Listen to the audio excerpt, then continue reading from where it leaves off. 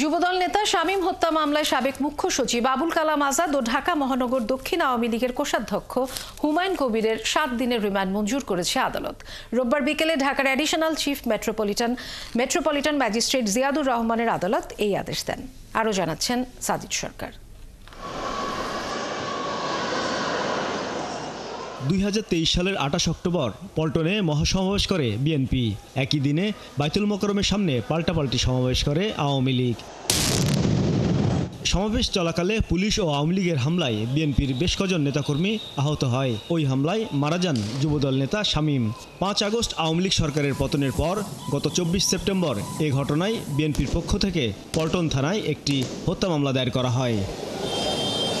এই মামলায় সাবেক মুখ্য সচিব আবুল কালাম আজাদ ও ঢাকা মহানগর দক্ষিণ আওয়ামী লীগের কোষাধ্যক্ষ হুমায়ুন কবিরকে আসামি করা হয়। শনিবার রাতে তাদের ধানমন্ডি থেকে গ্রেপ্তার করে পুলিশ।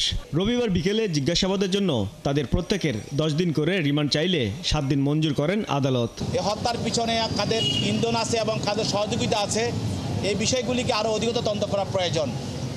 10 দিন তার জন্য রিমান্ড প্রার্থনা করা হয়। পাশাপাশি তার পক্ষে তার আইনজীবীরা রিমান্ড বাতিলপূর্বক জামিনে প্রার্থনা করেন। বিজ্ঞ আদালত উভয় বক্তব্য শোনার পর উভয় পক্ষে শুনানি পর তার বিরুদ্ধে 7 দিনের রিমান্ড মঞ্জুর করেন। শুনানিতে বাদীপক্ষের আইনজীবীরা বলেন, বিএনপির সমাবেশে হামলা ও নেতাকর্মীদের মিথ্যা মামলার সাথে সাবেক মুখ্য সচিব প্রত্যক্ষভাবে জড়িত ছিলেন। সব মন্ত্রণালয়ের সচিবরা তার হুকুমেই চলত। আবুল কালাম আজাদ তিনি জামালপুর থেকে অবৈধভাবে নির্বাচিত এমপি।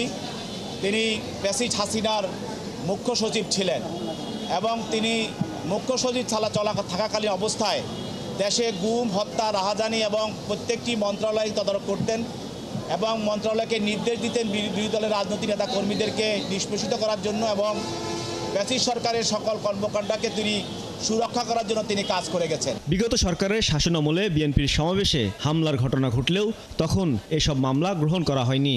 তাই সরকার পতনের পর মামলা নেয় পুলিশ। সাজিদ সরকার, 71, ঢাকা।